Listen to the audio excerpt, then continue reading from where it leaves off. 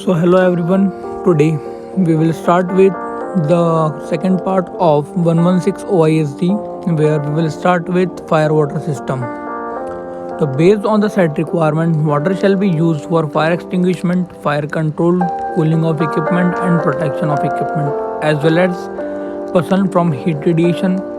For this purpose, water in appropriate form should be used such as straight jet, water fog, water mist, water curtain, water spray, deluge sprinkler for making form etcetera.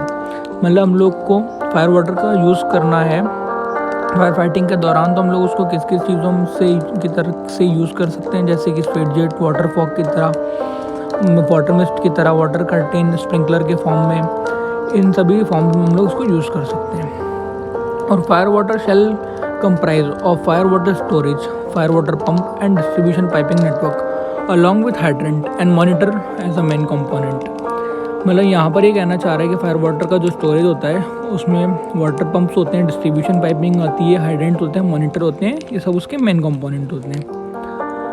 Now 5.1 basics in line with the design criteria given at 4.2 the fire water system is an installation shall be designed to meet the fire water flow requirement for fighting two fires simultaneously or single fire for largest floating roof tank, roof sinking case whichever requires largest water demand।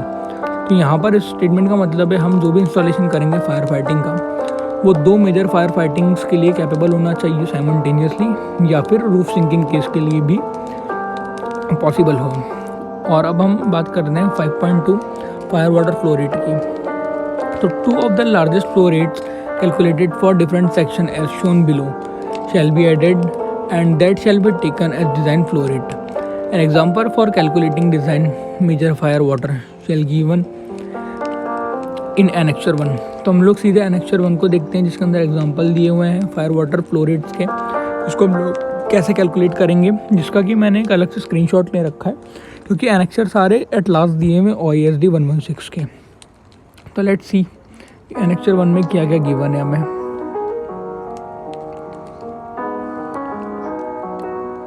तो ये OISD 116 के अंदर से annexure 1 जो कि page number 34 पे given है, जिसमें example of calculation of fire water flow rate दिया हुआ है, हम लोग उसे देखते हैं।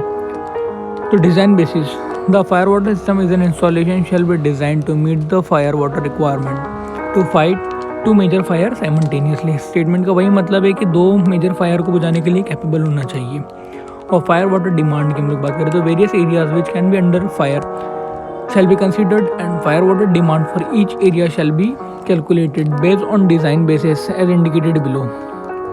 तो हमारे पास एग्जाम्पल है जो कि 2.1 में दिया हुआ है फ्लोटिंग रूफ टैंक प्रोटेक्शन का। इसके लिए हमें डाटा गिवन है total storage capacity in one dike area जो कि 1,20,000 मीटर क्यूब है। Number of tanks 2, capacity of each tank 60,000 metre cube, diameter of each tank 79 metre and height of each tank है 14.4 metre. तो ये हमारे पास data given है कि दो स्टोरेज टैंक के 60,000 मीटर क्यूब के, जिसका डायमीटर 79 मीटर है और हाइट है हमारी 14.4। ठीक है, और टोटल स्टोरेज एरिया हमारे पास 1,20,000 मीटर क्यूब का है। हमें कितना पानी लगेगा उसमें अगर आग लगती है उसको बुझाने के लिए, हम उसको कैलकुलेट करते हैं यहाँ पर। तो कैलकुलेटिंग कूलिंग वाटर रिक्वायरमेंट। तो cooling water requirement at 3 LPM metre square of tank shell area for tank on fire. हम लोग यहाँ पर 3 LPM क्यों ले रहे हैं, क्योंकि ये मैंडेटरी गिवन है इस OISD के प्रोविजन में। हम लोग इसको भी आगे कंटिन्यू पढ़ेंगे। ओके, तो यहाँ पर कूलिंग वाटर रिक्वायरमेंट। तो कूलिंग वाटर रिक्वायरमेंट के लिए सबसे पहले हम लोग एक वॉल्यूम निकालेंगे सिलेंडर का जो कि पायर स्क्वायर H होता है। यहाँ पर हम लोग पाई की वैल्यू पुट करेंगे 22.7 या फिर 3.14, है ना। तो यहाँ पर ये स्टेटमेंट दे रहा है पाई इंटू 79 इंटू 14.4 इंटू 3 जो कि हमारा आएगा 10,726 LPM। अब इसको हम लोग कन्वर्ट कर देंगे मीटर क्यूब पर आवर में, क्योंकि हमारे पास जो है स्टोरेज एरिया हम लोग को मीटर क्यूब में दे रखा है।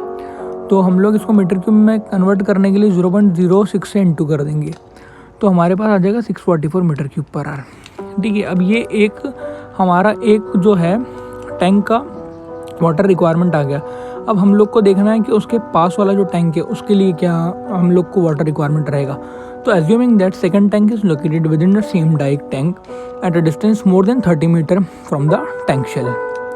अब ये कह रहा है कि हमारा जो दूसरा टैंक है वो 30 मीटर से ज़्यादा दूरी पर है टैंक शेल के, ठीक है।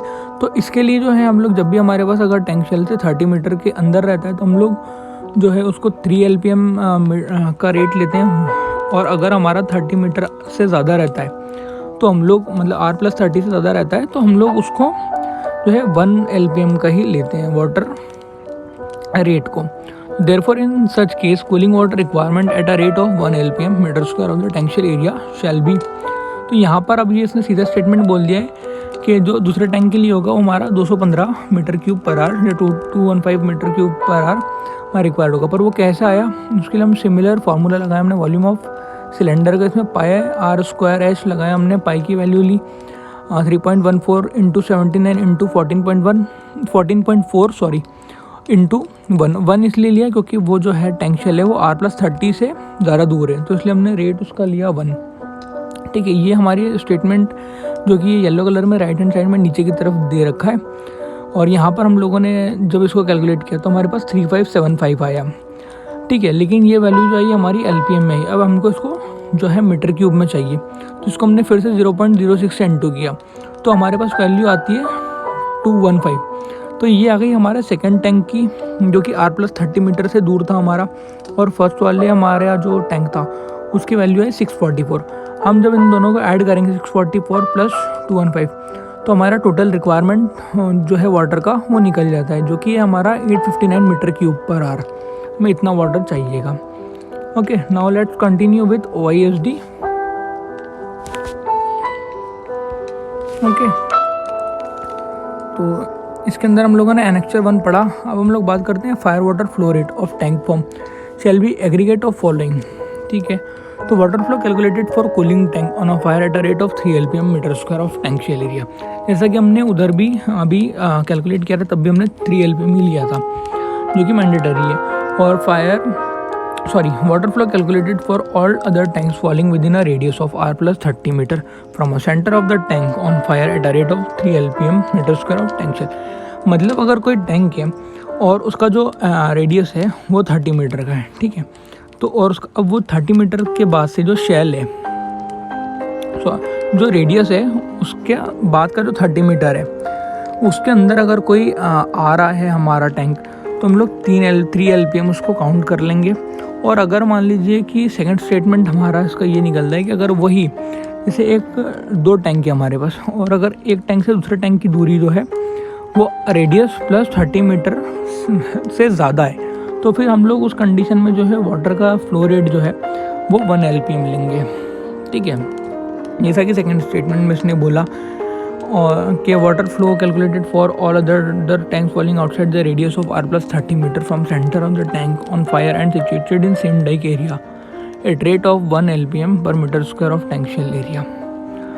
Now, water flow required for applying into a single largest cone roof tank or floating roof tank after a roof sinking burning surface area of oil by way of fixed foam system were provided or by use of water foam monitor. Refer section 6.8 of form rate।